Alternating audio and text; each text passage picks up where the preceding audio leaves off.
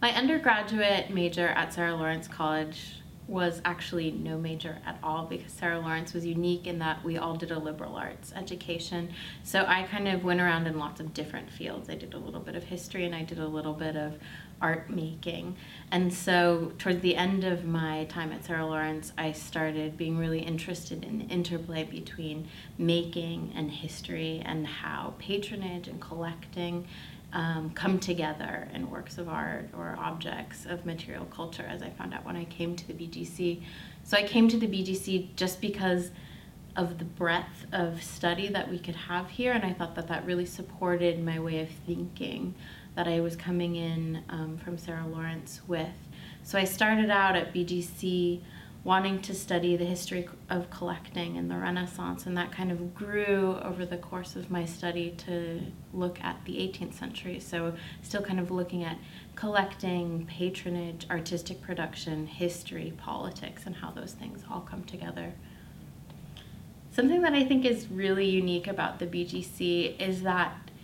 digital tools and digital learning and thinking about how to communicate in multiple platforms, whether that be in written scholarly content or in presentations or in exhibitions, and then in the digital realm, is really stressed as this whole kind of range of tools that you need to learn. And for me,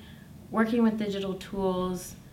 and thinking through digital projects gave me a new way of looking at all of those different things. So a new way of thinking about how I structured arguments in written papers, or how to look closely at objects and to really pull out visual evidence, which becomes so important in digital projects.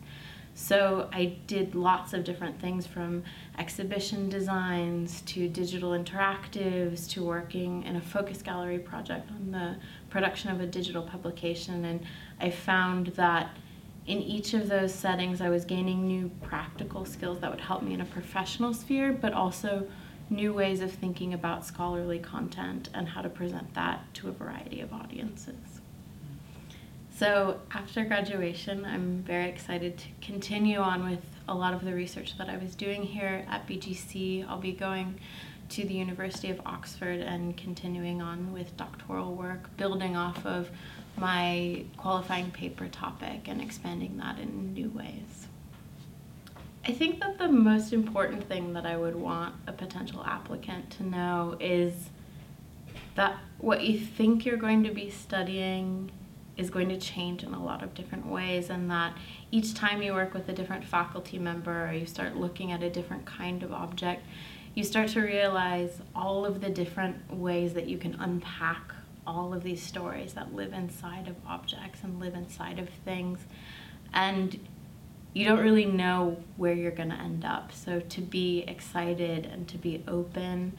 to looking and to thinking really deeply, and always experimenting with the kinds of arguments you're making and how you're making them.